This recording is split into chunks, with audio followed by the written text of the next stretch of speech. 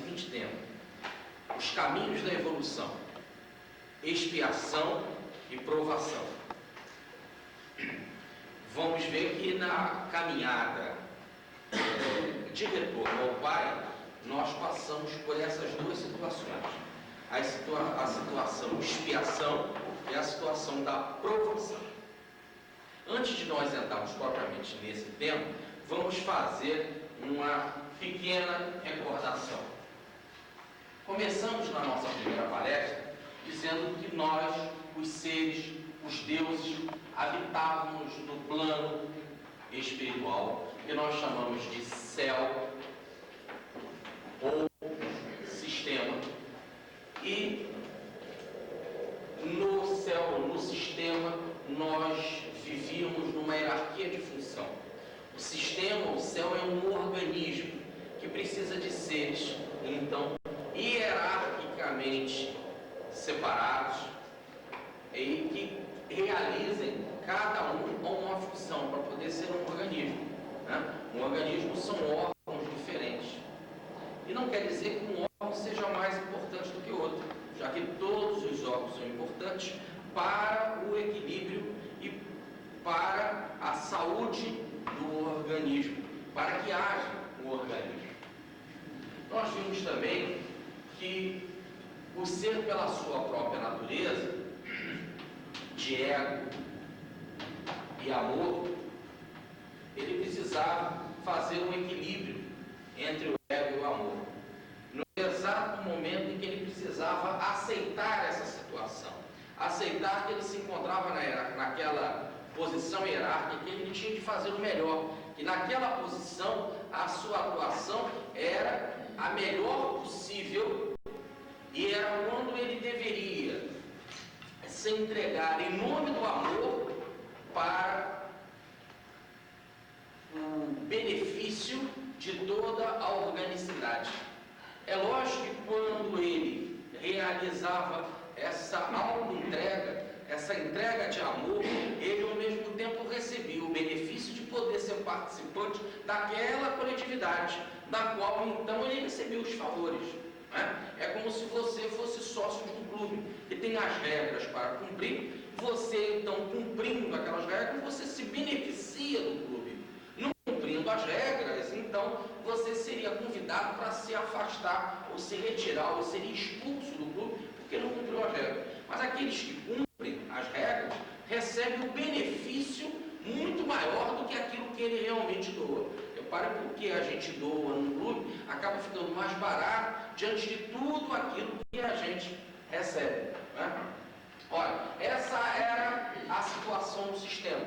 E o ser, então, quando dá mais força para o egoísmo ou para o ego, no sentido de querer reter para ele cria, então, um desacerto, a desarmonia. É isso que nós chamamos da queda dos anjos.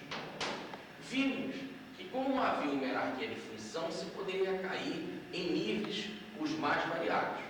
Mostramos que o nível mais baixo que nós conhecemos para o nosso concebível é o nível da matéria. E aí fizemos uma caminhada evolutiva da matéria até alcançar de volta a condição de espírito puro ou de arcanjo. Condição de espírito puro e arcanjo. Estamos nessa caminhada. Já estudamos a evolução do reino mineral, né? Já estudamos a evolução da vida até a formação do instinto. Fizemos o estudo também da faixa consciencial. Vimos que a consciência se desenvolve no plano espiritual. Quando mais uma vez nós retornamos ao plano espiritual, não é aquele plano espiritual tão elevado, a condição do espírito puro, mas quando no plano espiritual readquirimos a consciência.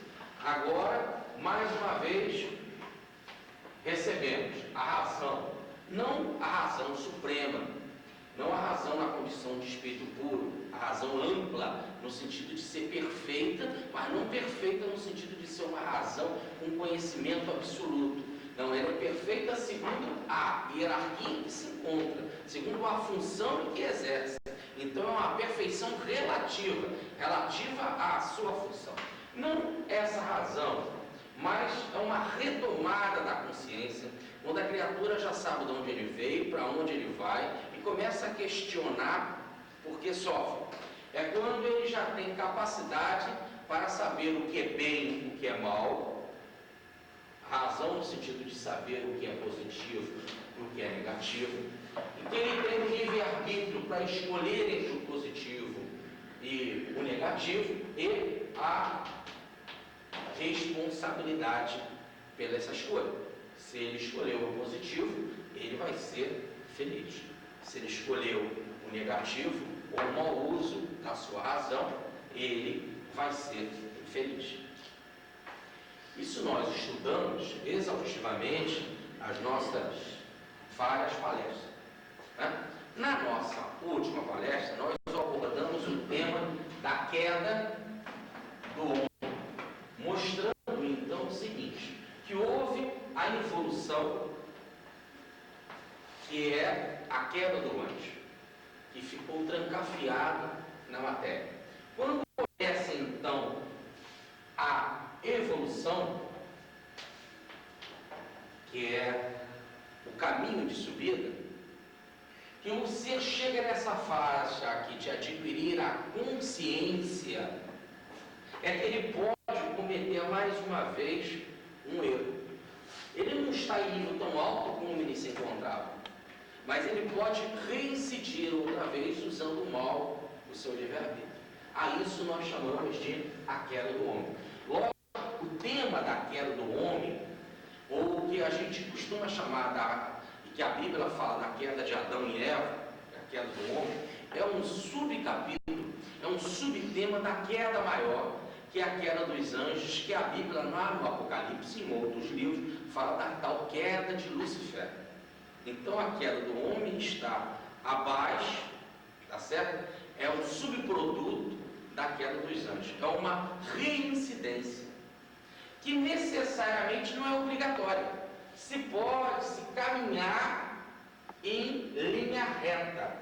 A tal ideia de se caminhar em linha reta, já se está falando da queda do anjo. Quando o Stein estuda a evolução em linha reta, está apenas falando o seguinte, que já houve a queda dos anjos, estamos num processo de evolução, e quando o ser adquiriu a consciência, ele fez a sua evolução em linha reta, no sentido de não ter errado, não ter caído por esta segunda vez. Seguiu então em linha reta. Tá certo? Nós vamos estudar com mais detalhe essa evolução em linha reta e o exemplo da evolução em linha reta na figura extraordinária de nosso Senhor Jesus Cristo, né? Como sendo o conhecido para nós como o único modelo para nós, que nós conhecemos no nosso universo da Terra, que seguiu em linha reta, que fez uma evolução em linha reta, como ele mesmo afirmou em João, no capítulo 8, versículo 46. Quem me arguirá de erro? Quem me arguirá de pecado? Eu não tenho erro, eu não tenho pecado. E o Emmanuel, no livro O Consolador, ele deixa bem claro o seguinte na pergunta 243, ou 243. Todos os espíritos que passaram pela Terra com letra maiúscula, que está se referindo ao nosso planeta, tiveram as mesmas características evolutivas no que se refere ao problema da dor? E o Emmanuel responde: todas as entidades espirituais encarnadas no nosso orbe terrestre são espíritos que se resgatam ou aprendem nas experiências humanas após as quedas do passado, com exceção de Jesus Cristo. E aí, ele continua, que nós vamos aprofundar, que vai ser o tema da nossa última palestra em dezembro. Olha, então aqui nós temos, né, que, e aí eu quero apenas abordar essa linguagem do Emmanuel, para fazer a correlação com o Stein e com o Allan Kardec, é nesse processo da evolução em linha reta, que nós mostramos aqui na nossa última palestra, que o ser no plano espiritual, que ele tem um corpo mental, ele também vai passando por várias encarnações mais fluídicas, que cada vez vão se rarefazendo mais, cada vez ela vai se rarefazendo mais, quer dizer, vai ficando mais fluídica, até o ponto de chegar a essa fluidez absoluta, ampla do espírito puro. Tá certo? Que não precisa nem mais ter encarnação nem fluídica. Então o corpo mental ele vai se rarefazendo cada vez mais, essa vestimenta cada vez vai ficando cada vez mais rarefeita. Tá certo? Ó, mas pode acontecer que o espírito venha a cometer a chamada queda espiritual, no sentido da queda do homem. Queda do homem porque chegou aquilo que nós chamamos da fase humana. Tá certo? Ele se humaniza. Ele passa a ficar homem. Ó, nesse exato momento, não quer dizer que todos caíram. Aqueles que caíram conscientemente. Olha, já há um processo de consciência. Foi aí que nós estudávamos aqui a pergunta dos espíritos que nós comentamos, que é a número 262, quando está dito que Deus supre em experiência quando ele é criancinha, que gradativamente vai deixando ao cuidado dos bons espíritos, e quando ele deixa de ser criancinha, assume realmente a sua razão, o seu livre-arbítrio, a sua responsabilidade, que deixa de ser criancinha, só aí nesse exato momento é que alguns resolvem desatender o conselho dos bons espíritos. Bons espíritos são aqueles seres que habitam planos ditosos, tá certo? Os mundos ditosos. A isso é que se pode chamar a queda do homem. Então a queda do homem, tá certo? É quando ele comete aqui nessa estrada, nesse caminho da evolução, o chamado primeiro pecado, ou primeiro erro. O pecado não é aquela coisa cafona para falar pecado. Ele se transviou, ele saiu da linha reta e entrou no atalho. Tá certo? Olha a pergunta 122, quando Allan Kardec fala do pecado original, no sentido de ser o primeiro transviar da alma no processo evolutivo. Tudo bem? Bom, aí vamos entender esse primeiro transviamento, ou a queda do homem, ou o pecado original, aprofundando um pouco mais no Emmanuel. Na nossa última palestra, nós aprofundamos mais em Rustem, em Moisés e no Livro dos Espíritos. Dessa vez, para nós entrarmos no tema da expiação e da provação, eu quero aprofundar um pouco mais o tema da queda espiritual, me auxiliando de um outro amigo espiritual, que é o Emmanuel. Aliás, nós já tínhamos dito isso desde o nosso primeiro ano que nós estudamos aqui o Espiritismo Sem Fronteiras, que o nosso estudo, o Espiritismo Sem Fronteiras, ele está baseado em Kardec, em Rustem, em Pietro Baldi, em Emmanuel, em André Luiz e outros cearenses, tá certo? Mas principalmente esses 5, que são os mais conhecidos de nós do meio espírita, tá?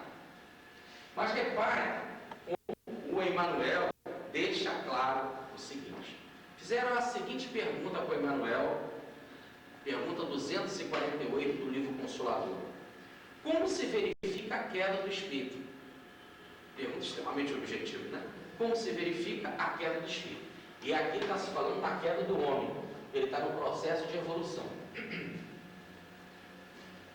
Conquistada a consciência e os valores racionais, então só pode ser a queda do homem, porque aqui nós sempre tivemos consciência. Então, conquistada ela, chegando então nessa fase, reconquistando a consciência e os valores racionais, todos os espíritos são investidos de uma responsabilidade. Está aqui. Tá certo? Dentro das suas possibilidades de ação. Quer dizer, segundo a capacidade de cada um. Porém, são raros os que praticam seus legítimos deveres morais, aumentando os seus direitos divinos no patrimônio universal. São raros aqueles que vão sempre aumentando na moral, sempre evoluindo em linha reta. São raros.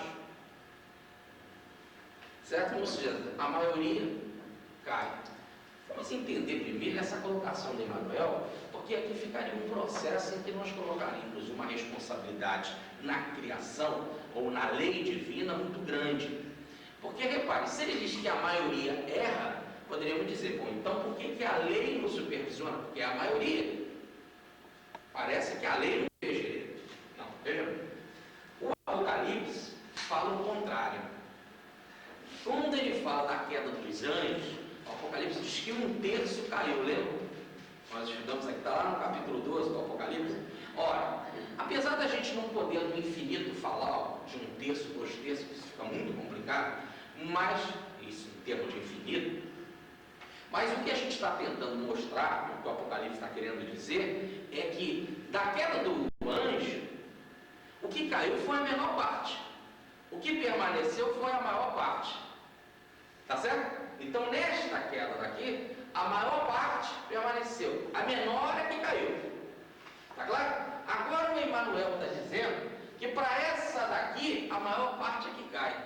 Como se a gente pudesse inverter as coisas e falar 1/3 segue em linha reta e 2/3 cai. Ora, é um processo muito lógico e racional que o Emmanuel está falando. Porque aqui nós estamos falando de uma reincidência de espíritos que ainda não atingiram a perfeição e que estão atrasados. Tá certo? E que já eram orgulhosos e que ainda não deram tempo para, com a consciência, aprender a moral suficientemente. Repare que eles estão num processo de retomada por terem mergulhado no abismo que eles quiseram. São mais suscetíveis. Tá certo? Ou mais suscetíveis. Por isso que a maioria aqui cai. Tudo bem? Então há uma lógica bem clara entre o Emmanuel e o Apocalipse. Quer dizer, entre as revelações, que é uma só. Repare que a gente está falando da primeira revelação, que é Moisés, a segunda revelação, que é a do Evangelho, a do Cristo, né? E a dos seus colaboradores, e a espírita. Só pode falar uma única linguagem, porque todas estão supervisionadas pelo único governador, que é o Cristo. Né? Continua o nosso Emmanuel. Contudo, colocada por Deus no caminho da vida, como discípulo que termina o estudo básico aqui no reino mineral, vegetal, animal,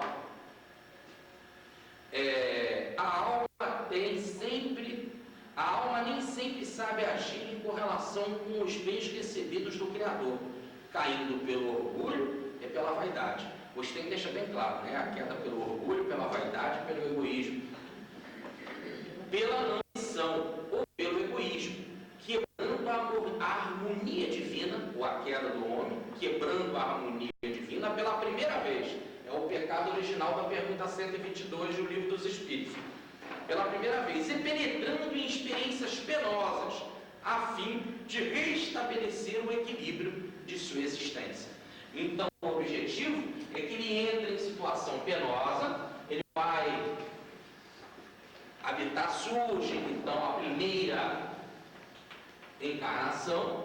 O objetivo desta encarnação é o reequilíbrio, tá certo? Da harmonia perdida. Por isso que diz Gustem que a ideia era uma encarnação e voltar para essa caminhada no plano espiritual. É que quase sempre quando há esta uma encarnação, ele continua se envolvendo aqui e cada vez ficando mais amarrado, como aquela dona de casa imprevidente, tá certo? Que lava a roupa na pedra de barro. A roupa fica mais suja, ele acaba se envolvendo. Né? Esse processo da queda é o envolver, ficar atrapalhado, ficar envolvido. Por isso que precisa do desenvolvimento, tirar o envolvimento. Então, a queda gera um envolvimento. Ora, mas queremos ainda registrar melhor esse processo aqui da queda. Para isso, nós vamos abordar um tema muito interessante, que sem querer nos aprofundar muito, né, vamos encontrar um material bom na página 77 de O Evangelho segundo o Espiritismo, quando ele fala dos vários mundos. Não é? Então nós temos lá um mundo, primeiro, um mundo primitivo, 2, expiação e prova. Terceiro, um mundo de regeneração. Quarto, um mundo ditoso, ou os mundos ditosos. E quinto, os mundos celestes ou divinos. Aí nós temos a hierarquia dos mundos. Olha, e o próprio Evangelho segundo o Espiritismo é lógico, gente. Nós estamos numa palestra de 1 hora e pouco, não dá para a gente aprofundar mais, mas por toda a obra espírita se aprofunda demais esse tema aqui dos mundos, né? Então, se a gente fosse focar cada um desses mundos, nós teríamos um tema riquíssimo, que nós podemos fazer uma outra vez. Mais rapidamente, o Evangelho segundo o Espiritismo faz uma síntese muito interessante, porque ele diz assim: o mundo primitivo é o mundo da humanização, no sentido de ser o mundo da primeira encarnação do Espírito. O mundo da primeira encarnação do Espírito. O mundo de expiação e prova é um mundo em que o mal é maior, ou o mal domina. O mundo de regeneração é um mundo de consolo, de trégua para a caminhada, do espírito que ficou cansado desta caminhada. Então ele dá uma parada, respira, né? Ele recebe então um alívio, uma parada, um repouso para a sua caminhada. Depois vem os mundos ditosos, em que o positivo ou o bem é maior, domina. E depois vem os mundos celestes ou divinos, em que o bem é exclusivo. Em que o bem é exclusivo, quer dizer, só há bem. Chegou-se à condição de espírito puro, chegou ao sistema, chegou ao céu, onde que só há bem, não há mal. Ó, agora, repare que coisa interessante. Fala que a primeira encarnação foi no mundo primitivo. Vamos pegar esta ideia aqui e vamos ler o Emmanuel para ele nos falar como é que é esse mundo primitivo, esse primeiro estado de encarnação.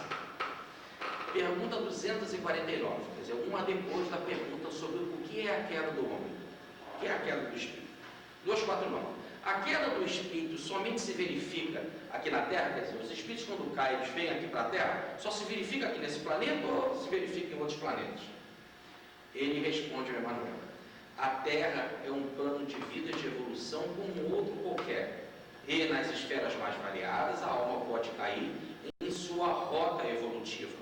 Portanto, precisamos compreender que a sede de todos os sentimentos bons ou maus, superiores ou indígenas, reside no âmago do espírito imperecível, e não na carne, que se apodrecerá com o tempo. Ora, então ele está dizendo que a queda pode cair em qualquer plano. E a Terra é um plano comum. Pode acontecer a queda em qualquer plano. Ora, nós dizíamos que como havia uma hierarquia de função no sistema, que o ser poderia cair nos planos mais variados. Nós aqui didaticamente começamos no mineral, tá certo? Mas eu disse que poderia o espírito cair até antes do mineral, no vegetal, no animal, nas faixas mais variadas do plano espiritual, ou mesmo já cair num planeta como a Terra. Dizíamos isso logo na nossa segunda palestra. Depois vocês podem olhar com calma na fita gravada. Mas também nós falamos aqui, quando abordamos a queda do homem, que essa evolução é feita no plano espiritual. E que no plano espiritual, cada vez o perispírito vai ficando mais rarefeito. Vimos, pelo próprio Emmanuel, que nós acabamos de citar, que o mais comum é o espírito cair. O mais comum é cair nessa faixa. Mas o Stein deixa bem claro o seguinte, que se o mais comum é o espírito cair, no entanto, quanto mais ele vai subindo aqui, na escala, vai se aproximando da condição de espírito puro, menor vai sendo a sua queda. E nós vamos vendo que o espírito pode até ter uma queda, por exemplo, no planeta superior. Ele chega até a contar o exemplo de Maria, dizendo que ela já estava bastante adiantada, e que ele teve uma falha tão pequena que ele não podia nem registrar a falha, que nós não conseguimos computar esse tipo de erro. Então seria uma falha que seria indicada para um planeta superior, que não dá nem para a gente entender. Repara que a gente fala planeta superior, ainda nos distancia deste mundo superior, ou ditoso, né? Um mundo de regeneração que nós ainda nem habitamos e o que nós nos encontramos com o mundo de expiação e prova. Então, a queda poderia ser um plano mais variado. Poderia até acontecer dessa primeira queda ser aqui na Terra. O próprio Emmanuel acabou de mostrar isso. Vamos pegar o Livro dos Espíritos, que nós já citamos, mas que convém recordar na pergunta 604b. Diz o Livro dos Espíritos: a Terra não é o ponto de partida da primeira encarnação humana. Se ele parasse aí, o Emmanuel estaria errado. No entanto, ele continua lá. Né? O período de humanização humana começa em mundo ainda inferior à Terra. Ora, se a Terra é de prova e expiação, é porque o mundo primitivo, que é o da primeira encarnação, como nós acabamos de ver no Evangelho segundo o Espiritismo, é inferior à Terra. Logo, ele está falando aqui de encarnação humana, encarnação em corpo de terceira dimensão, encarnação fruto de queda, e não encarnação fluídica. Porque é inferior à Terra. Tá certo?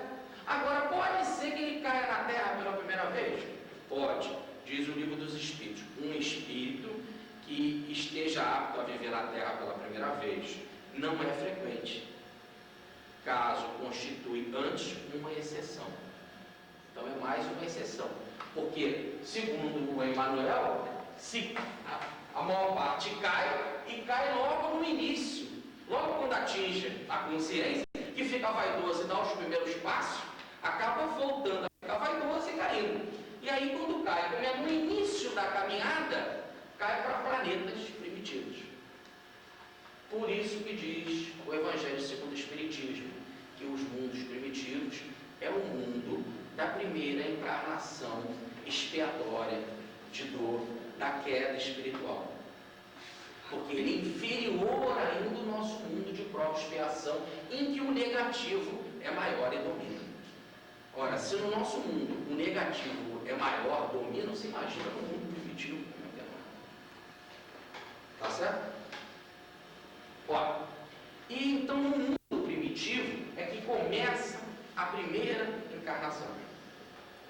Aí o ser vai evoluindo em forma extremamente defeituosa, monstruosa, que Rustem compara a criptólogo Canudo. Ele não diz que é semelhante, é uma expressão como se estivesse dizendo que o sujeito é um monstro, ou está deformado, etc. e tal. Nós temos que ver que o ser chega ao ponto de perder a sua forma perispirítica, e aí, para reconstruir um corpo físico, ele sai deformado.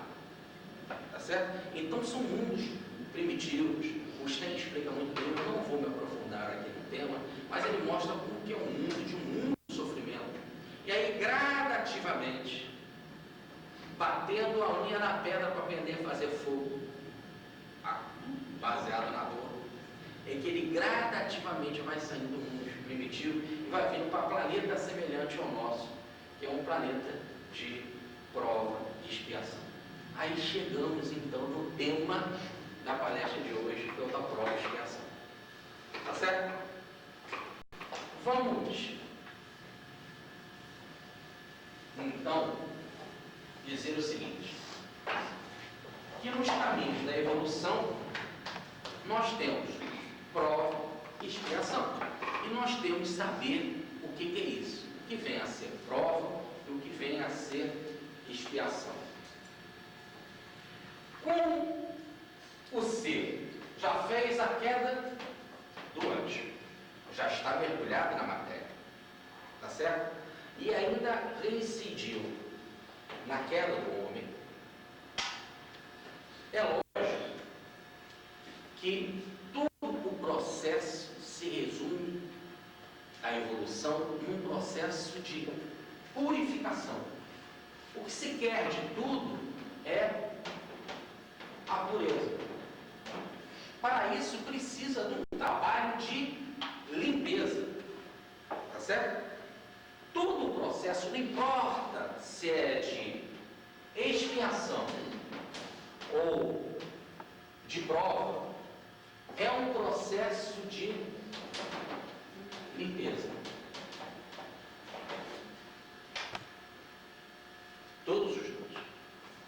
Agora, antes de entrarmos na diferença entre eles, vamos abordar um pouco esse processo de limpeza.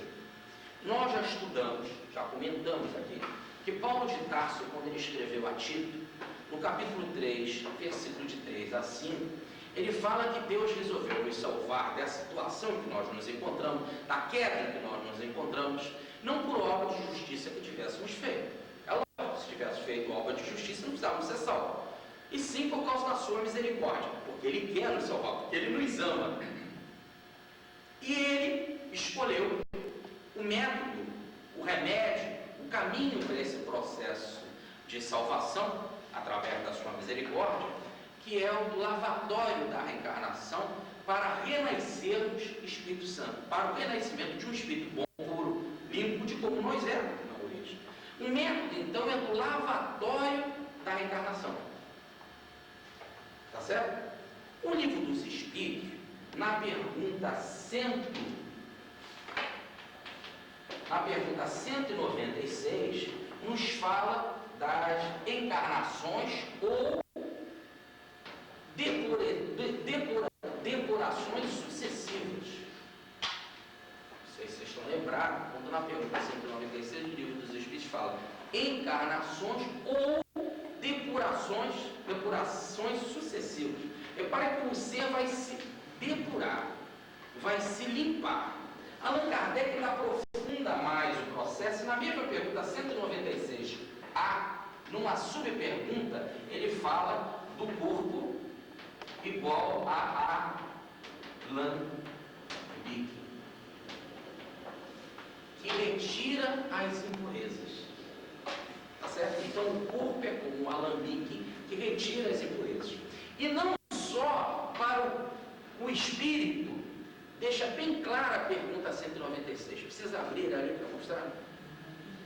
Deixa bem claro, dizendo que não só o espírito precisa passar por esse alambique para se depurar, mas o perispírito também.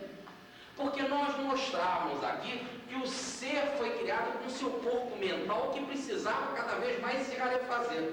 Com a queda, o corpo mental, ou Isra, se transforma em Eva, que nós falávamos que era a mãe dos viventes, ou corpo astral, estão lembrados? Então o corpo espiritual, tá certo? O psicossoma, ou corpo astral, ficou defeituoso, ficou doente. Tanto que ele vai gerar os corpos, ou os seus filhos, com dor de parto. Todo o processo de encarnação é muito doloroso. Aí aquela passagem da maldição divina, né? Agora vai conceber os teus filhos com dor do parto. Quer dizer, a geração que o perispírito faz, porque ele que é a mãe, ele que gera o corpo físico, é muita dor. O processo da miniaturização, o processo da nuvem, tudo isso nós já conversamos bastante aqui nas nossas últimas palestras. Mas o que é interessante, o Livro dos Espíritos deixa claro que no alambique, tanto o perispírito como o espírito estão passando pelo processo de purificação. Tá certo? Continuo ainda, se nós quisermos, porque nós já estudamos bastante essas outras 3 perguntas, que é a 167, a 168 e a 169 de O Livro dos Espíritos, que diz o seguinte: pergunta 67, qual a finalidade da encarnação? Expiação, melhoramento progressivo da humanidade. Olha, a primeira coisa que ele fala é em expiação e não em provação. Depois ele dá sequência, expiação. Sim, tudo tem que expiar. Caiu, tem que expiar. Melhoramento progressivo da humanidade. Não só expiação, no sentido de que tem que expiar, mas também tem que melhorar. Mas vamos ver depois a diferença. Pergunta 68.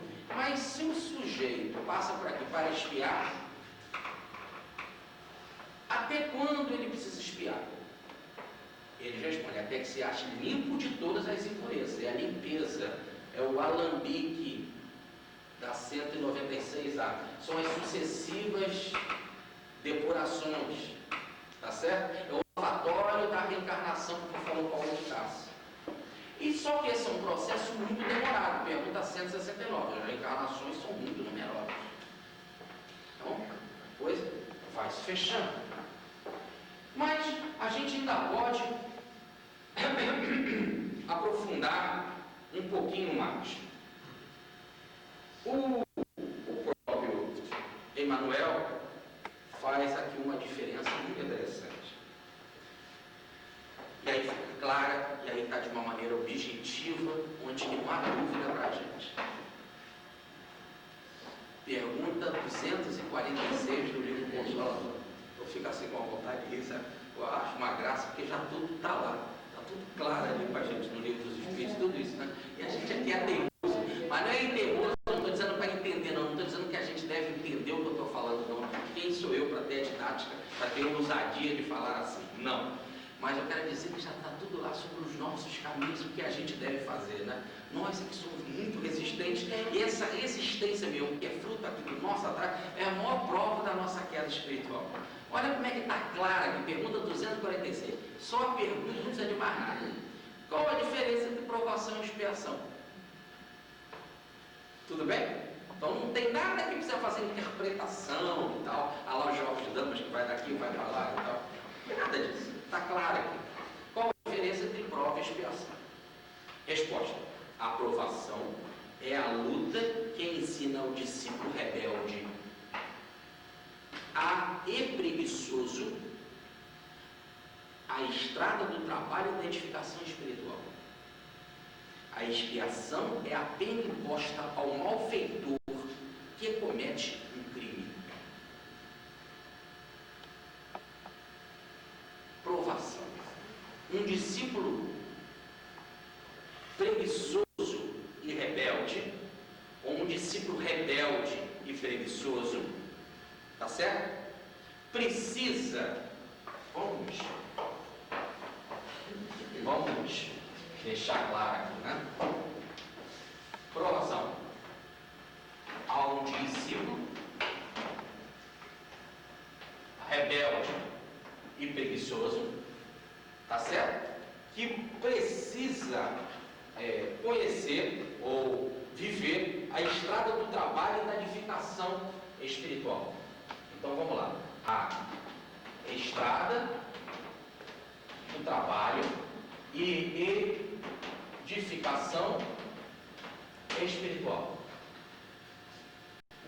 Expiação.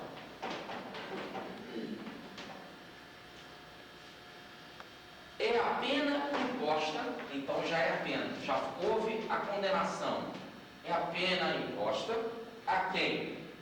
Ao malfeitor,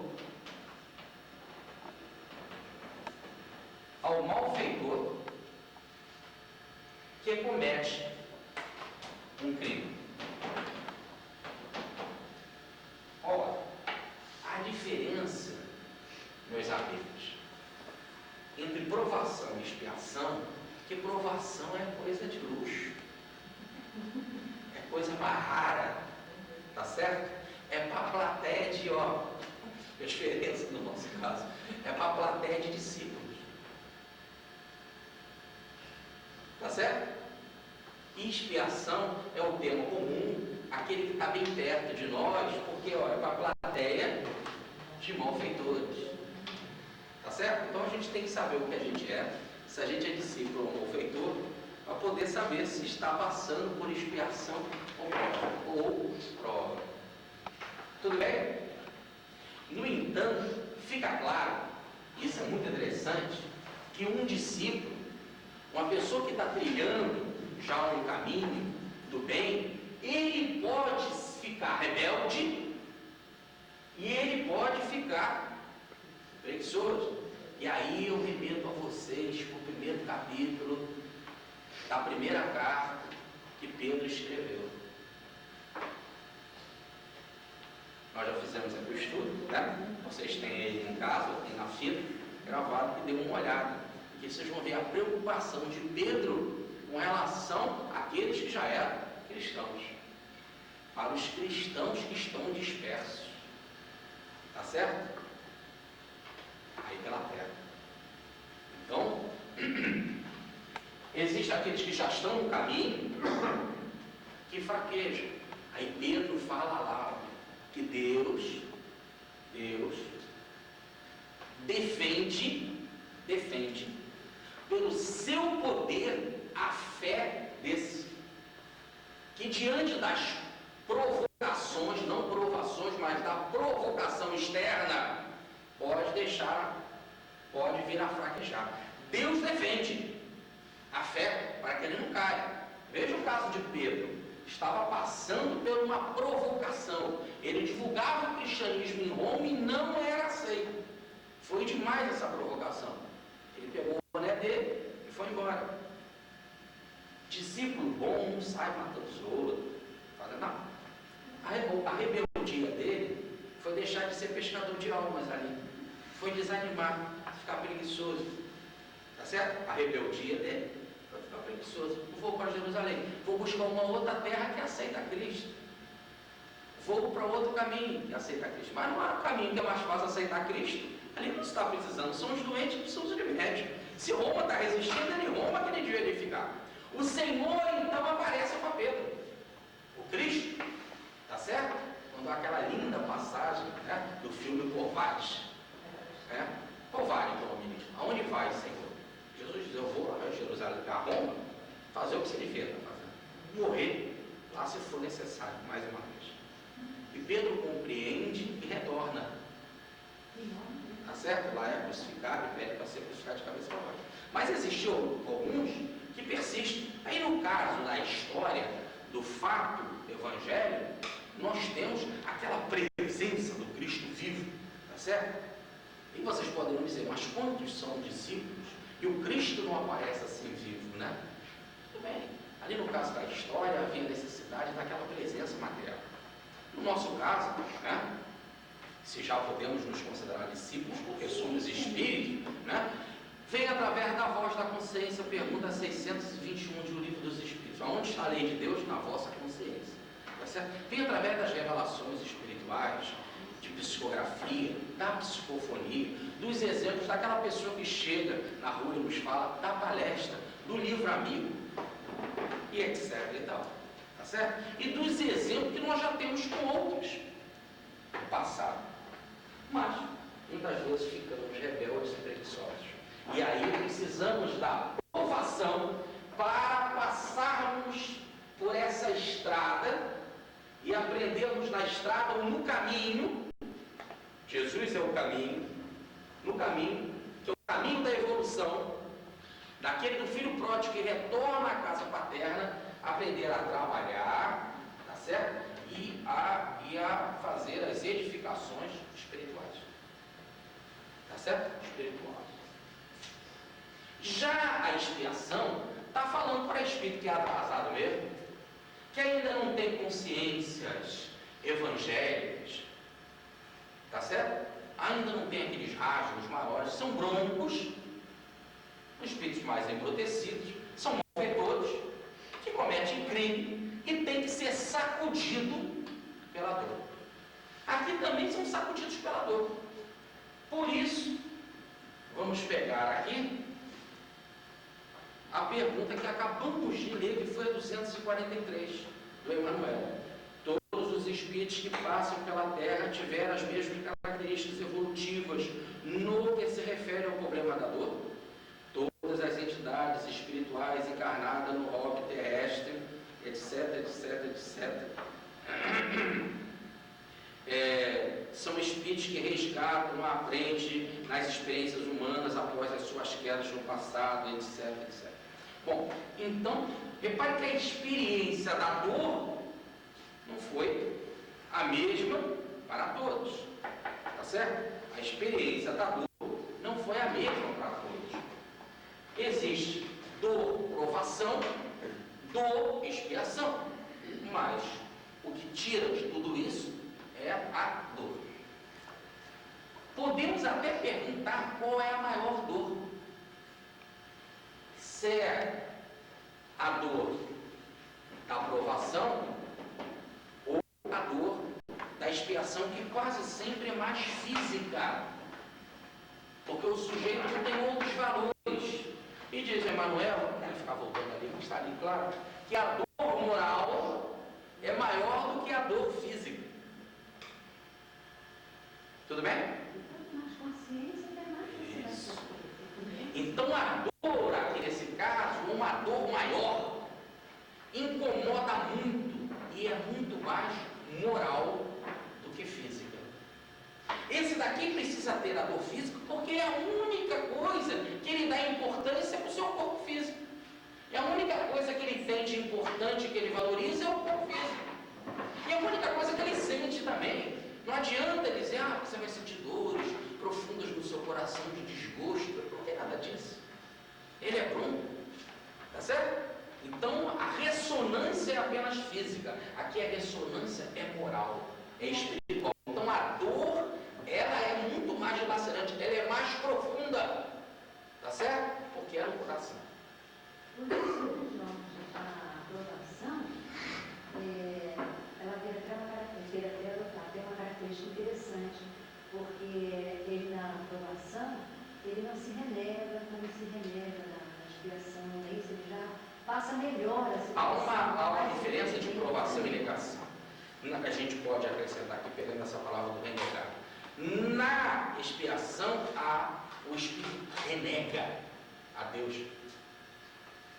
porque ele não tem esse sentimento, ele é indiferente a isso. Aqui, o máximo que ele pode fazer é negar. É diferente de renegar. Há uma diferença, né? Aqui o renegar é com ódio, com indiferença, com desprezo. No outro ele nega quase sempre um atributo, uma caminhada, um exercício que estava fazendo, e aí ele sente uma dor muito grande. Bom, ainda aprofundando melhor esse tema, vamos nos basear aqui num conceito de Beato Baldi, que ele estuda bastante esse tema. Se a gente quiser ver o da prova e da expiação em detalhes, o maior estudo que eu conheço sobre prova e expiação é o livro Queda e Salvação do professor Pietro Baldi, porque ele coloca um gráfico e através do gráfico, num livro de mais de 300 páginas, ele vai esmiuçando o tema através de vários e vários exemplos. Através de dezenas de exemplos, ele vai mostrando cada um daqueles exemplos no gráfico. Nós vamos rapidamente aqui mostrar 5 tópicos. Imagina aqui o caminho evolutivo. Chegamos a essa faixa intermediária, que é o da consciência. Tá certo? Onde que ele atinge a consciência, outra vez, a consciência limitante, ou o que nós chamamos do primeiro Adão, primeiro estágio de consciência. Né? Aí ele começa o seu desenvolvimento. Depois da sua queda espiritual, nós temos alguns casos. Nós temos o caso do sujeito aqui no ponto, vamos colocar aqui no ponto 5. Nós temos este caso daqui do C no ponto 4. Nós temos o caso do C do espírito aqui numa faixa 3. Nós temos o caso do espírito aqui numa faixa 2 e o caso do espírito na faixa 1. E aqui a linha da evolução que termina ou culmina no estado de espírito puro. Aqui é o estado de sistema ou nirvana, o estado de beatitude, o estado de paraíso, o estado do céu. Todo esse processo daqui é o que Pietro Baldi chama de antissistema ou não organicidade, de desordem, de confusão.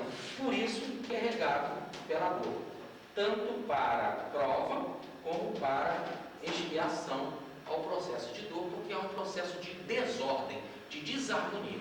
Nós acabamos de mostrar ali no Emmanuel, né, que com a queda houve uma desarmonia. E aí então, esse antissistema, né, que Os orientais chamam de Sansara, que é o contrário de Nirvana. Nirvana no sentido de beatitude, de serenidade, de paz, de equilíbrio. Sansara, a própria palavra, quando a gente fala Sansara, já é uma bagunça, está tudo enrolado. A própria palavra é meio bagunçada. Então, um estado de desarmonia, que os orientais colocam muito bem. O Nirvana é como aquele lago límpido, em que não há a presença do vento, em que ele está tranquilo, sereno, que a gente olha um verdadeiro espelho. O Sansara é aquele lago em que bate o vento e fica todo agitado, está todo encrespado. Assim ficou a alma com ela na sua queda, num estado todo assim encrespado, todo bagunçado, desarmonia, que ele não consegue se refletir. E é muito interessante que ele vê pedacinhos dele para tudo que é lado, né? Fica frustrado, quebrado, dividido. Bom, agora, aqui nesse estado, o ser tem essas 5 possibilidades. Tem aquele caso em que o ser mergulha para baixo, em que ele comete, por abuso, uma desarmonia, em que ele tenta fazer o máximo de perda de valores. Diz o livro dos Espíritos que na retomada evolutiva, ou no processo de evolução, não existe a possibilidade do espírito se degenerar. No sentido dele perder valores. Realmente ele não perde valores. Mas ele pode ficar doente na trajetória.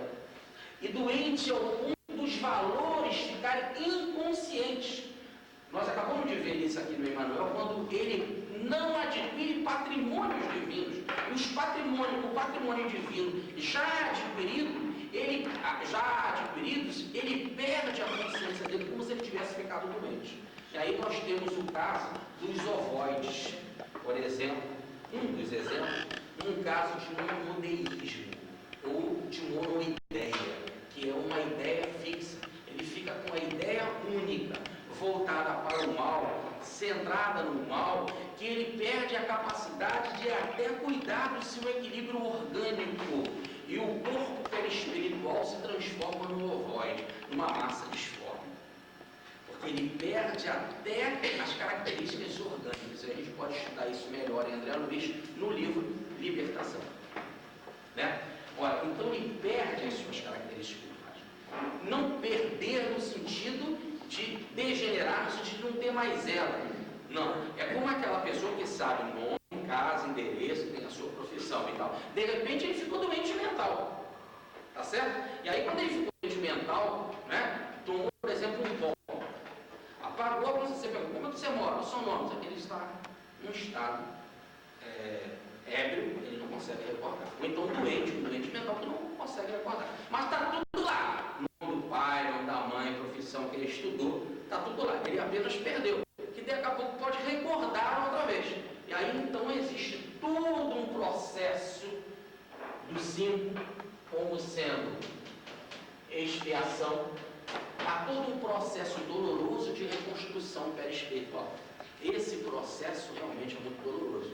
E aí, em muitos casos, nós vemos dos seres que nascem deformados, que não chegam às vezes nem a nascer, porque só conseguem formar os primeiros meses de gravidez. Tá certo? Para mães que já têm tendência ao aborto, muitas vezes seres vão renascer ali, já aproveitando que ela vai fazer o aborto, que ela vai ficar apenas alguns meses com a criança, e são apenas alguns meses que ele consegue fazer esse processo de reconstrução. Para ele já ir trabalhando e aprendendo a reconstruir-se perispiritualmente. Tá certo? Existem casos realmente de encarnações em que a lógica está tudo interligada. Quando você nasce ali, se aproxima daquela pessoa, já há uma ligação. Mas por enquanto você não coordena o processo, não consegue coordenar, não tem capacidade para coordenar. Nós vemos um caso muito interessante no livro Memórias de um Suicida, da dona Ivone do Amaral Pereira, em que um sujeito foi convidado, já era suicida, por um determinado tipo de provação que ele não queria, de expiação diante de um tal grupo que ele não queria, né? Reencarnar, serem os seus inimigos, que ele não sentia bem. E o mentor disse para ele: você não aceita essa comissão, então vai nascer no Nordeste.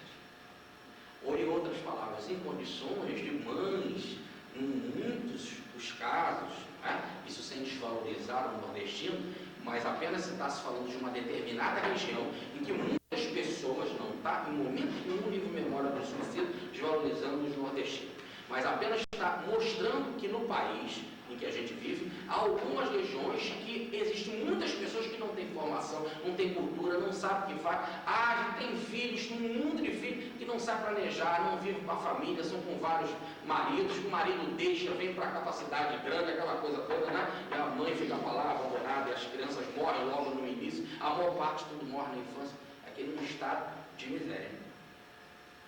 Tá certo? E nós temos que ver também quando o livro foi escrito, se hoje ainda é essa miséria ainda no Nordeste, como a gente vê, o livro foi escrito, se não me falha a memória, por volta da década de 20, né?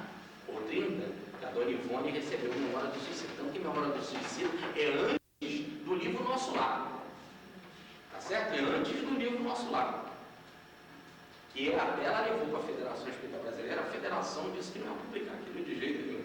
E ela meteu álcool para tacar fogo no livro num processo meio obsessivo, ainda mais ela que já era suicida inveterada, né? E acabou desmaiando quando ia meter fogo no livro. Sai a coleção Nosso Lar, e aí a gente mais, principalmente o livro Nosso Lar, já mais adaptado com as ideias do Chico Xavier. Nós tínhamos um aqui que falava sobre isso. Aí então vem Memória do Suicida. Teve uma grande resistência para sair, um livro maravilhoso, que já pré-anuncia tudo aquilo que está na obra de André Luiz. Uma profundidade, é um livro para ser estudado profundamente.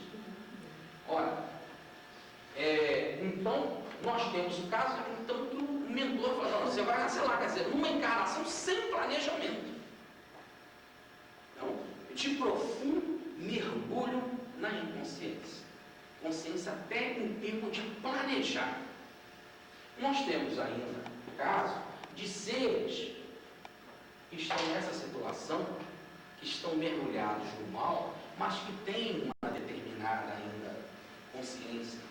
Porque, veja bem, nesse caso aqui, o sujeito perdeu até a consciência. Quer dizer, ele ficou inconsciente. E aí gerou aquela condição de ovoide. Aqui nós temos casos da pessoa de estar numa monoideia, numa ideia fixa no mal, que só pensa no mal, e que quando estava aqui na Terra tinha grande consciência, mas para o mal, e que comandava espíritos desequilibrados para o mal. Desencarnava, continuava com a ideia fixa no mal e comandava equipes para o mal. André Luiz explica muito bem isso no livro Ação e Reação. Chega a contar até o caso do Leonel, que comandava uma escola de orientação para o mal, em que um grupo de espíritos ficava obsidiando lá o sujeito, e era o ovoide sugando, tá certo? E que eles saíram de lá, porque até fazer um mau alcance, precisavam recarregar a bateria na maldade, saíram e iam para essas escolas dos Vingadores, e um outro grupo voltava, um grupo mais aquecido, mais preparado e mais faminto, continuava o processo de obsessão. O obsessor não tinha paz nunca, porque saía um grupo e entrava outro, e aquele outro ia se reabastecer. Isso é a maior ideia. Existem agora espíritos que comandam eles. Esses que estão perdendo a consciência, que estão nessa condição de vampiros, existem os que comandam, que continuam então conscientes, não perderam a formação espiritual. Tem um mal, mas um mal de forma consciente, que consegue se neutralizar daquela forma. Tem processos assim tão complicados, da pessoa ficar por tanto tempo vivendo para o mal e comandando o mal, que há uma nota ainda no livro Libertação de André Luiz. Eu estou me baseando no que é ali, no comum que a gente encontra na biblioteca ali do lado. Em que André Luiz coloca que existem espíritos que antes da fundação da Terra estão sem encarnar, só pensando no mal, que ele chama lá dos chamados dragões, que comandam a cidade das trevas, antes da criação da Terra já estão, não reencarnaram mais na vez. Então estão há milhões de anos sem reencarnar e comandando o mal. Ora, mas ele conta um caso lá de um espírito que quando estava aqui na Terra comandava o mal, chegava no hospital comandava o mal, chegou numa hora que ele recebeu um basta, a vida deu um basta nele e abandonou ele para a encarnação, mas colocaram ele na reencarnação prisão. É o que a gente fala, é que o nosso planeta se transforma não só em escola, não só em hospital, mas em prisão. E ele entrou numa encarnação como prisão. É aquela passagem da parábola de Jesus: atai pés e mãos e lançai onde há fogos e onde há de dentes. No fogo do inferno. Então fica atado na reencarnação, pés e mãos amarrados e vem para cá. E ele, então, como não ajudou a formação do seu corpo, mas não era um ovoide, tá certo? Ele não era alguém que tinha perdido a consciência, mas ele ainda tinha consciência só voltada para o mal, mas ainda não tinha se degenerado. Ele então forma um corpo, mas como ele não ajudou na formação desse corpo e resistiu a esse processo de entrar na prisão, ele ficou um ovoide. E aí naquele estado ele só ficava como se fosse num cinema, só revendo as maldades que fazia. Por enquanto que a sua mãe o ajudava numa vida de miséria, ele nasceu num ambiente muito pobre e tal, né? Um barraco. Vocês olham o livro A Ação e Reação de André Luiz, que mostra muito bem esse processo. Então nós temos aqui um caso menor, de um casamento, não sei, pode dizer que isso é menor, né? O cara caiu mal dessa, tá certo? Mas não tanto quanto esse daqui, tá certo? Agora aqui é a condição N, N no sentido de normal, ou da mais comum, que é aqueles então que estão aqui na vida, que tem o seu corpo físico e que vivem para a maldade, que vivem, que dominam o mal, tá certo? Que tem a bênção de receber o patrimônio da inteligência, que tem a bênção de receber o patrimônio do corpo, e estão aí, comandando falange, comandando tráfico de tropas, sequestrando criança, fazendo o diabo. Aliás, quando a gente diz fazendo o diabo, tá certo? Ensinando o diabo como é que faz a maldade. O diabo mesmo, coitado, ele não tem essa ideia, né? Esse é o estado mais comum. Esse aqui está o nosso estado. Esse aqui é o estado em que o mal predomina. Coloca na balança, faz um raciocínio e pergunta: eu tenho Marte? Está em equilíbrio? Repare que aqui há um equilíbrio entre mal e bem. Mal e bem. Há um equilíbrio. Aqui, ó, há apenas um bem, que é o ter um pouco de consciência, e o resto é mal. E aqui, ó, há mal. Tá certo? Agora existe um outro caso. Aqui é aquele caso de equilíbrio, né? Eu amo a minha família, meus filhinhos, e odeio todo mundo. Não existe esse equilíbrio. Existe aquele outro caso, aquelas pequenas falhas, né? Como, por exemplo, tudo bem, mas no domingo dá paz. Domingo. Tá certo? Aquele caso que nós vemos aí, por exemplo, né? O sujeito que tem equilíbrio. Ajuda, faz o bem, tal. Tem aquele errinho, né? Aquele errinho, aquela falha, tem aquela pessoa ali, eu cruzo bem. Tá certo? Eu não sei esse negócio de nós aí, não.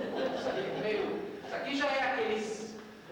Aqui já é aquela pessoa que está numa caminhada que comete um erro, mas não é aquele erro assim. Tá certo? E nós temos ainda o caso 1, o sujeito aqui não erra. Ele está na caminhada. Veja bem, já houve a queda dos anjos e a queda do homem. Mas ele está nessa caminhada aqui no estado de encarnado, mas está sem falhar. Esse daqui é o tal discípulo. Por que é discípulo? Porque ele está no caminho aqui. Tá certo? Só que ele tem que fazer esse processo de subida de uma maneira mais rápida. Ele tem que usar a sua energia para cada vez subir mais. Ele tem que caminhar, ele não pode parar na estrada. Então é o caso da pessoa que está no caminho, mas não está indo rápido, não está caminhando. É aquele negócio, não está fazendo mal, mas também não está fazendo bem. Isso daí é a preguiça. Isso é a tal falta de trabalho que a gente viu. Tem que sacudir essa pessoa para crescer. Então aqui nós vamos pegar alguns casos interessantes. Por exemplo, vamos pegar primeiro a ideia de que todo mundo está envolvido na queda, que todo mundo tem compromisso, mesmo esse que está aqui em provação, tá certo? Ele está envolvido e ele não é melhor do que ninguém. Vamos pegar então 2 exemplos de Jesus, está lá no livro de Lucas, no capítulo 13, nos versículos de 1 a 4, Jesus resolve bem essa situação. Quando se aproximaram do mestre, pessoas querendo saber sobre o processo de conversão, e ele diz assim: veja o caso dos galileus, em que Pilatos misturou o sangue dele com o sangue das vossas vítimas no templo. Quer dizer, Pilatos mandou matar um grupo de galileus, tá certo? No templo. Misturou com a vítima, as vítimas quer dizer com as oferendas oferecidas no templo, né? Veja o caso daqueles galileus. Será que vocês acham que vocês, de alguma maneira, porque não passaram por isso, são melhores do que aqueles galileus? A pergunta fica assim para nós até hoje. O próprio Jesus responde: não. Em verdade vos digo, se a gente não se converter, poderemos passar por coisa pior. Quer dizer, só tem um jeito, é o processo da conversão, do mergulho realmente espiritual para se livrar da dor. É chegar lá em cima, tá certo? Nessa mudança realmente espiritual. Por enquanto que nós estamos nessa caminhada, podemos passar por esse processo. E se demorar a conversão, a dor cada vez vai aumentando mais. Podemos morrer assim num tempo, que já é uma benção morrer num tempo, tá certo? Ou podemos passar por coisa pior. Ou, em outras palavras, podemos dizer que esse processo aqui de transformação, de expiação e de provação, de usar a dor para restabelecer o equilíbrio, esse é um processo que cada vez mais apertando a roelinha lá, a porta, tá certo? Dependendo da resistência que a pessoa faz para se converter, para seguir resoluta, firme e decidido o caminho do bem. Quanto maior essa resistência, maior é o processo da dor. Tá certo? Quanto mais vai se caminhando resoluto, menor é o processo da dor. Então a dor é aquela enfermeira da alma, ou como diz Pedro Baldi, é a grande mola proporcionadora do progresso espiritual, que diz o Livro dos Espíritos, melhoramento progressivo da humanidade. A pergunta 167. Aí Jesus ainda continua, diz, isso aqui é um caso. Jesus continua. E daqueles 18? Que quando a torre de Siloé caiu, matou eles. Quer dizer, eram casos que aconteceram ali, que acontecem no dia a dia, né? Uns foram mortos por Pilatos, outros foi a natureza, que a torre caiu. Repare que a torre de Siloé devia de ser alguma coisa envolvida com aquela água. Lembra que o cego entrou na água de Siloé, lá, o paralítico também, e que a água fazia um movimento? Ela tinha um movimento, tanto que ele esperava aquele movimento da água para poder mergulhar, e dizia que quem mergulhava primeiro que ficava curado. Lembra que a água fazia um movimento? Podia ser assim que essa água fazia movimento, ela foi corroendo a torre, e a torre caiu. Houve então uma catástrofe, certo? E 18 pereceram. Devia ser coisa que estava ali muito viva na consciência deles, que toda hora está acontecendo. Semana passada um avião caiu no Peru, vindo do Peru, e matou 70. São essas coisas assim que todo dia estão aí acontecendo. Jesus também fez isso. E disse assim, Jesus também procedeu assim. E perguntou, o que vocês estão pensando? Será que vocês acham que são melhores do que esses 18? Em verdade, vos digo, se a gente não se converter, pode passar por coisa pior. Ficou claro? Então, a dor está envolvida para todo mundo. Ninguém atire a primeira pedra que tiver sem pecado. Discípulo, todo mundo. Mesmo discípulo. Agora, existem os casos de expiação e prova, que é apenas um detalhe didático. Tanto o malfeitor como o discípulo estão presos na sua queda. Apenas é que o malfeitor já vê mais. O discípulo já vê mais, já tem uma lei a seguir e quase sempre falha. E a responsabilidade dele vai ser muito maior, vai ser a tal dor moral que mexe profundamente no coração. E existe um malfeitor que ainda não tem essa consciência. Tá certo? Mas todos os dois estão envolvidos. Francisco de Assis não pode atirar pedra. Ficou claro? Como a adúltera, atire a primeira pedra que tivesse em pecado. Começaram a sair dentro dos mais velhos, que já viveram mais, erraram mais, saiu tudo. Como diz lá o Evangelho. É lógico, Esther, quando eu falo dos mais velhos, não há nenhuma referência a isso. Mas que é claro, não, a pessoa pode ficar com aquela consciência pesada, né? Mas veja bem, não há essa diferença, tá certo? Ninguém pode tirar, todo mundo está envolvido no processo da dor. E podemos passar por coisas piores se a gente não seguir o caminho. Eu sou o caminho de Jesus. Ó, agora nós temos um outro caso, e aí uma passagem didática, né, de pessoas que erraram e que melhoraram. Várias vezes o Evangelho fala isso. Pessoas que estavam com doenças, que Jesus curou, chegou um momento, soou o momento da possibilidade de cura, o que ele fala? Vai e não peques mais. Ora, vai e não peques mais, é porque aquele sofrimento que a pessoa estava passando é fruto de um erro, de um pecado. Logo, o que ela estava passando é por uma expiação. Aqueles coxos, aqueles paralíticos, aqueles leprosos, era por uma expiação. Tá claro? Vai e não peques mais. Tem até gente, tá certo, que é curado, vai e continua pecando. Lembra dos leprosos? Eram 10, um ficou curado, um foi agradecer, estava em expiação e começou a virar discípulo. E os outros 9, perguntou Jesus, voltaram para a gandaia, vão ficar piores ainda. Entendeu o que é ficar pior ainda? Com aquela dona de casa que era obsidiada. Houve o processo da desobsessão. Ela ficou em casa tranquila, sem ajudar ninguém, só limpando a casa, cuidando da sua vidinha, não fez nada para ninguém. O espírito atrasado foi, se reuniu a 7 piores do que ele, voltou, agora eram 8, era ele, irado, umas 7 piores de Jesus. A situação dela agora vai ser pior do que antes. Veja o que é o tal do se não se converter, do não caminhar. O converter é caminhar nas pegadas do Cristo, quer dizer, a vivência do Evangelho. Serão meus discípulos aqueles que fizerem o que eu amo, quer dizer, a vivência da lei do Evangelho. É lógico. Aí dizer Jesus, a gente deve se preocupar com aquele que pode matar a alma, que somos nós mesmos. É a nossa preguiça, a nossa falta de trabalho do bem e a nossa condição de malfeitor. Olha, mas nós temos uma passagem muito interessante no Evangelho, que Jesus fala do caso desse didático da aprovação.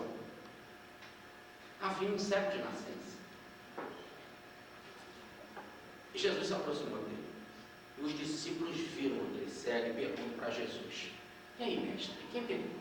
Os pais dele ou ele? E Jesus fala, nem ele, nem os pais. Mas o que está acontecendo com ele é para que se cumpra as obras de Deus, ou a glória de Deus, ou as obras de Deus. Está bem? Interpretação dada por Agostinho, interpretação dada normalmente pelos espíritas, que é uma interpretação bastante lógica. Não foi o pai que pecou, tá certo? Nem foi ele nessa vida. Ele pecou numa outra vida. Lógico, é um problema de personalidade e de individualidade. Essa personalidade não pecou. O que pecou foi uma personalidade passada, de uma outra vida, e agora ele está pagando. Essa é uma explicação. Dentro do contexto que nós estamos dando aqui a interpretação, já que a gente pode usar os textos evangélicos em espírito e verdade, cada vez aprofundar mais ele, nós vamos ver também o processo da aprovação. O processo da aprovação. Porque não foi ele que errou, e fez um erro no passado. O erro que ele fez no passado foi o erro de ter caído. Agora ele está aqui, olha, nessa caminhada. Ele só precisa usar da dor para ajudar e acelerar o processo evolutivo. Ora, então o que está acontecendo com ele é para que se cumpra a obra de Deus, que é a obra da evolução, que é a obra da reconstrução espiritual, que é a obra da salvação. Ele que pediu para vir nessa situação para acelerar o processo. Vamos mostrar que isso é possível. O sujeito conscientemente pede para vir daquela maneira para acelerar o processo. Ele que era preguiçoso, ele pede para vir daquela forma para acelerar. Diz Jesus, se a tua mão for causa de escândalo, corta a mão. É melhor entrar na vida com a mão só do que com as duas e ser causa de escândalo. Ora, esse entrar na vida não pode ser o plano espiritual, porque ninguém vai entrar maneira no plano espiritual. Tá claro? Então, se você for planejar para entrar na vida e a tua mão, você já tem aquela tendência para roubar, pede para vir com uma prova, por exemplo, ser uma das mãos. Ou para vir com uma deficiência qualquer física. Tá certo? Para que aquilo possa ser o tal espinho na carne que diz Paulo, ficar sempre te apontando uma maneira de você frear aquele seu impulso para a negatividade. Diz Jesus, se o teu olho for causa de escândalo, tira um. É melhor entrar na vida com um olho só do que com os dois e ser causa de escândalo. A mesma coisa. Você vai fazer esse planejamento de reencarnação, pensa para vir nessa situação. Pode até pedir para ver cego. Se o teu olho é causa de escândalo, pede para vir cego. Tá certo? Então pode ser que seja um processo de provação. Ora, então nós temos aqui um caso de uma pessoa que ela não fez um pecado numa outra existência, não, é o pecado da própria queda, é o pecado do próprio sansara, da própria dor, de um espírito que precisa acelerar o seu processo. Lembra como falou Emmanuel? Provação é para o espírito preguiçoso, para o discípulo preguiçoso. Aí a gente tem que ver assim, mas será que esse camarada era um discípulo? Será que ele era alguém que tinha alguma maturidade lá dentro espiritual, diferente de um malfeitor, como aqueles leprosos? Malfeitores foram curados, se mandaram, não foram nem agradecer, que se dane, quero saber de mim, vou gozar a vida. Vejam bem, ele foi recolhido pelos fariseus, que chamaram ele para saber quem ele era. Ele disse que ele tinha sido curado, mas ele não tinha visto Jesus, porque Jesus passou a lama nos olhos dele e mandou ele lavar na gruta de Siloé. Ele foi e lavou. Passou a enxergar, mas Jesus não estava mais.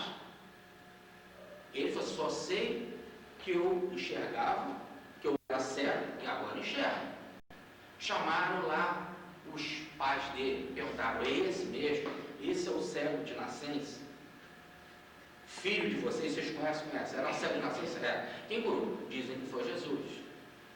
Tá certo? Nós não sabemos nada desse tal Jesus. Os pais não queriam se envolver porque já sabiam que quem aceitasse Jesus não podia frequentar a sinagoga. Está bem claro isso lá no texto.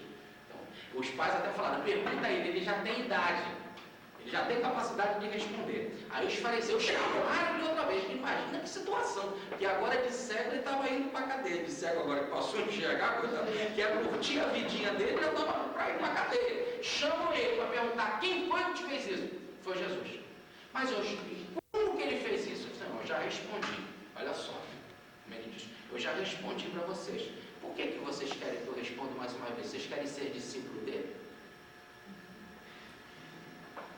Estou falando com um cara muito maduro. Eles proibiram dele falar assim, nós discípulos dele, discípulo é você que ficou curado por ele, nós somos discípulos de Moisés, que nós sabemos da onde veio. Esse daí ninguém sabe de onde veio. E ele então responde, como não? Ele me curou? Pode um homem fazer uma obra assim, se não veio da parte de Deus? Então ele era lógico. Ele tinha capacidade, maturidade, daqui a pouco ele veio passando e se encontrou com Jesus, mas ele não sabia quem é Jesus. E Jesus perguntou para ele, sabe quem eu sou? Eu disse, não, eu sou Jesus. Tá certo? Ele Cristo. Reconheceu como Cristo. Ficou claro?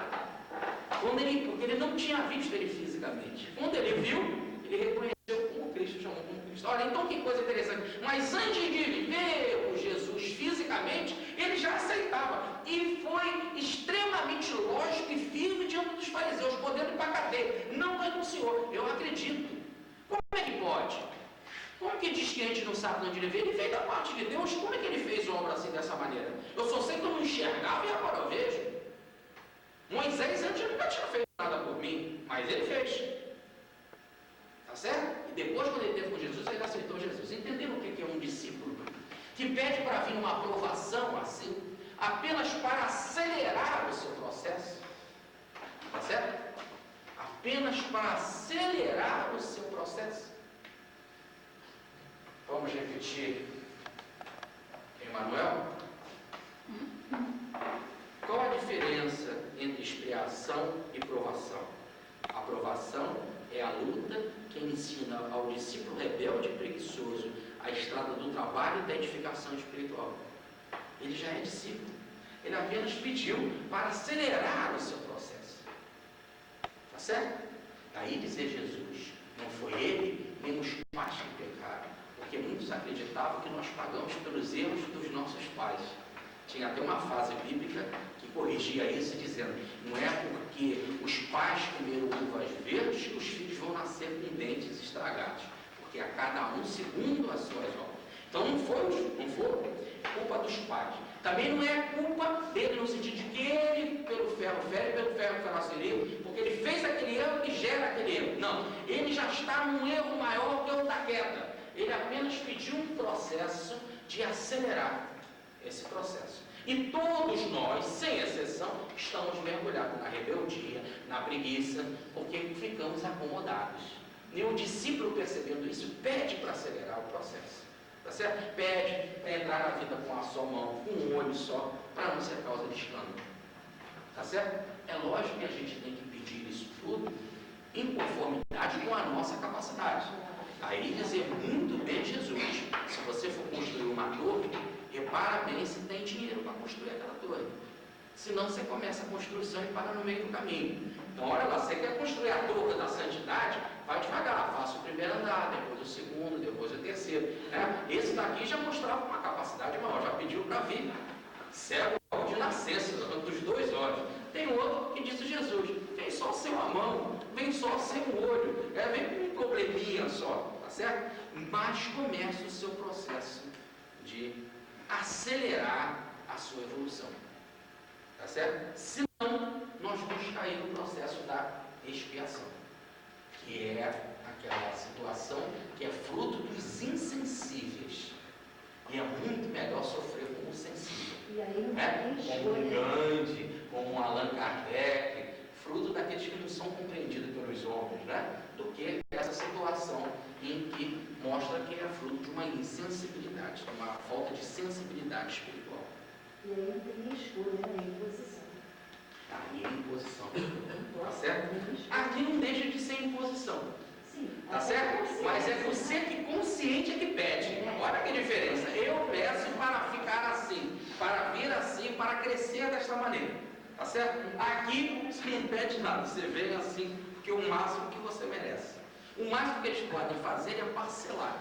Se for muito pesado, parcela as coisas. Assim, em vez de carregar 10 sacos de cimento, você vem com 2, depois com mais 2, mas tem que levar tudo. Tá certo? Pode parcelar. Ou então é a lei do ritmo, que quase sempre acontece da seguinte maneira. É lógico que a vida, querendo tirar proveito de tudo, não dá fardo pesado além das forças de ninguém. Está tudo matematicamente controlado. Também não adianta você vir para cá com uma explicação tão pesada que você não vai tirar uma lição e não vai aprender. Por isso que diz Hermes Trismegisto, nós já fizemos uma palestra aqui sobre Hermes Trismegisto, tá certo? Há 6 anos atrás, quando nós falávamos sobre a lei do ritmo, certo? Quando nós temos o caso do espírito que errou, ele espera ter uma maturidade, aprender, ter força para tirar uma lição, aí ele recebe aquele karma e aí tira proveito. Aí nós temos um caso muito interessante narrado pelo Humberto de Campos, ele que mata os outros, quem? Os carrascos, né? Os carrascos romanos, né? Que matavam cristãos e que todos se reuniram no cerco aqui em Niterói e morreram queimados, né? E aí então a vida esperou 1960 e tantos anos, né? Bom, aí uns 1700 anos, né? Sei lá por aí, para fazer esse resgate. Até que cada um, imagina, você de cara, até ter consciência, é um processo demorado, leva 1000 e tantos anos, né? E reunir todo mundo, que não há acaso em nada, tá certo? Reunir todos para que dali pudessem tirar um proveito, uma lição. Porque Deus é um Deus que não dá fardo pesado além das forças de ninguém. Nós cometemos o nosso desatino, a nossa queda é de qualquer maneira, mas a nossa reconstrução não é de qualquer maneira.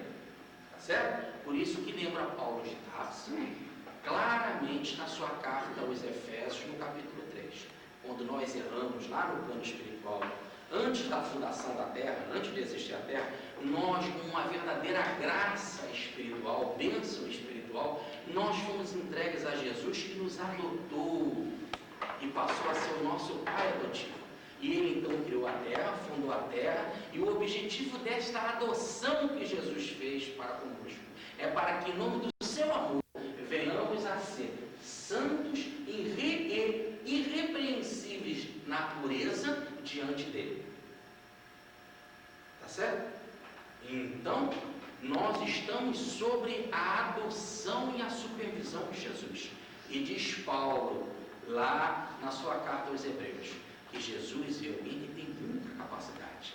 Ele é um super sacerdote. Ele é um super dotado da graça de Deus. Ele tem uma profunda capacidade e sabe muito bem tomar conta de nós. Diferente dos sacerdotes daqui da terra, diz Paulo. O sacerdote daqui da terra, ele nos perdoa, mas logo a gente volta a errar outra vez. E leva um ciclo, caímos num ciclo vicioso. Ele não tem a capacidade de nos libertar definitivamente. Veja o caso do bode expiatório. O sacerdote botava a mão, você falava os pecados, seus pecados iam para o bode, matava o bode e você voltava a pecar. Tanto que no outro ano tinha um outro bode, um monte de bode, através dos anos, tá certo? Porque o sujeito continuava sempre pecando. Daí dizia Paulo, são sacerdotes que não resolvem nada, mas existe um super sacerdote que é Jesus. Esse nos adotou no plano espiritual. Ele é um super dotado, ele tem uma capacidade extraordinária. Ele sabe cuidar de nós de tal maneira que o objetivo da obra divina é nos levar a ser santos e irrepreensíveis na pureza diante de Jesus. E ele mesmo diz, eu levarei a bom termo, o próprio mestre fala isso, eu levarei a bom termo a obra que o Pai me deu. Tanto que nenhuma ovelha do meu rebanho se perderá. E para isso eu estarei convosco até o fim dos tempos. Logo, Jesus é o Senhor, governador, orientador, mestre, guia e enfermeiro, médico das nossas almas, que controla matematicamente, com sabedoria, com misericórdia e com justiça, o nosso processo de expiação e o nosso processo de provação. Tanto as nossas expiações como as nossas provações, que estão intercaladas e misturadas, nós temos tudo junto, ora a gente está expiando, ora a gente está passando por prova, tudo isso está matematicamente controlado pelo augusto coração de nosso Senhor Jesus Cristo. Então,